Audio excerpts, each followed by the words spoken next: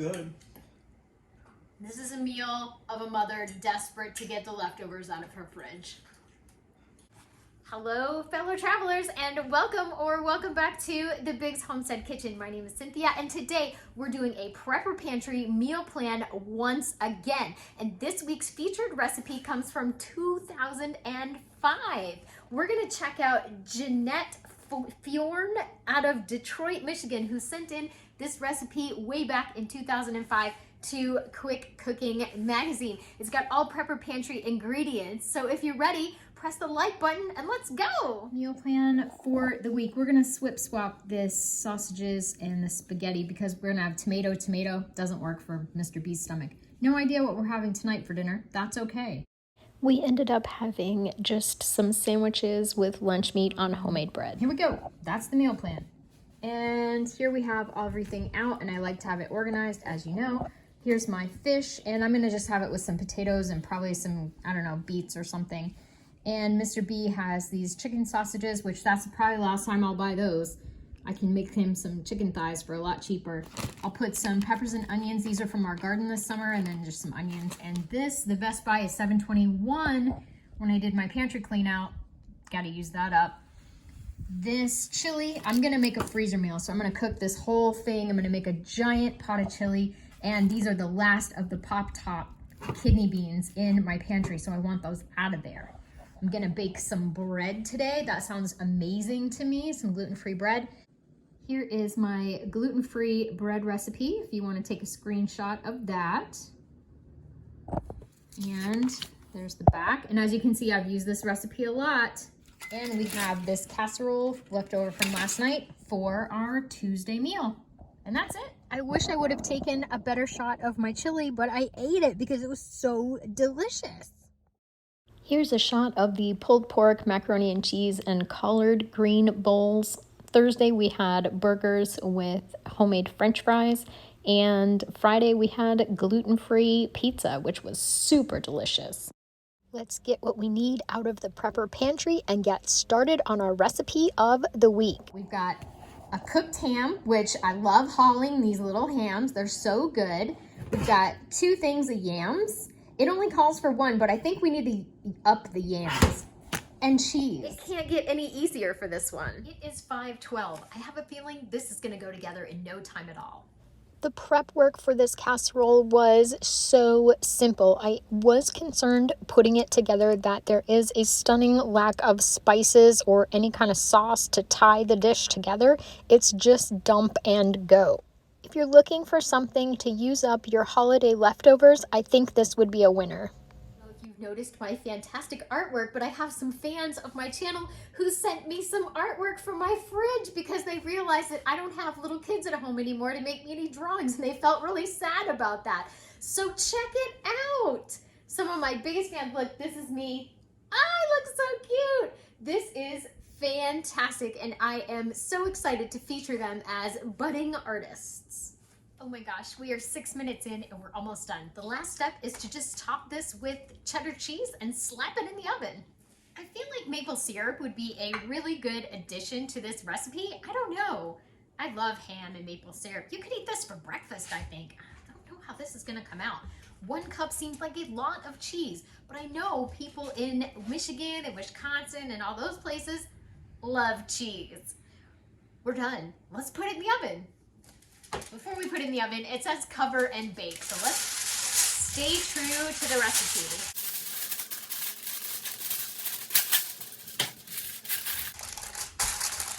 Last time I used tinfoil, I actually cut my pinky finger on it. Have you ever done that before? I don't know. Maybe I'm the only one. Are you out there? Cover, bake. I actually did not make too much of a mess tonight. I'm kind of proud of myself. Okay, tucked in.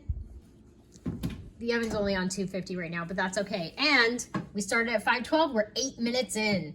Boom! While we have the stove on, let's make this honey peach cobbler from page 192. Miss Diane Hickson of Niceville, Florida, made a honey and peach cobbler with some canned peaches. Let's do it. In case you want to get a little screenshot. There we go. And I don't have shortening, but I have lard and I have salted butter, and the recipe does call for salt, so I'm just not gonna put the salt in. And then we've got our ingredients, including some canned peaches. So this is Prepper Pantry goodness. Next up, it says 3 to 4 tablespoons of milk. I don't have milk because I don't keep milk in my house. I will drink it, but I do have half and half. So let's just put that in there. See what happens. Just gonna give that a little stir. I don't know if we're gonna need 4. We're trying to make like some kind of like a little dough, I guess, or something. I think we need 4. And we're using King Arthur gluten-free cup for cup flour. I'm never sponsored by them, but I do love them to make grandma's recipes gluten-free. Okay, we got like a little dough here, little baby dough. Look at that. Now it says, drop by teaspoonfuls over the peaches. This recipe is super easy so far. Yeah, that dough came out real nice. Guess we're just supposed to dot that on there. These are adorable, and we're headed into the oven. Ooh, that looks good. Next up is back in the oven 10 minutes. This looks delicious. I hope it tastes good. Should I wash this? I think I should. I hope this tastes as good as it smells. It looks amazing. All that cheese, my goodness. This recipe is from 2005. And it's all Prepper Pantry stuff except the cheese. Pretty good. Tastes like ham and sweet potatoes. Kind of Thanksgiving-ish. Grows on you. Pretty good. If I had a lot of ham and a lot of sweet potatoes after a holiday meal, I definitely would give this a whirl. That's what it probably was like they had a lot of leftovers, do it in the oven and do some cheese on it. Yeah. It's not bad. It needs a vegetable on the side, something fresh. It's very heavy in the preserved type of aspect. But you know what? If I was hungry, I would eat it. I would eat it and I would love it. I feel like it needs like some onion or some garlic or something to kind of round it out a little bit. The ham is very salty. I don't think I would add any more salt.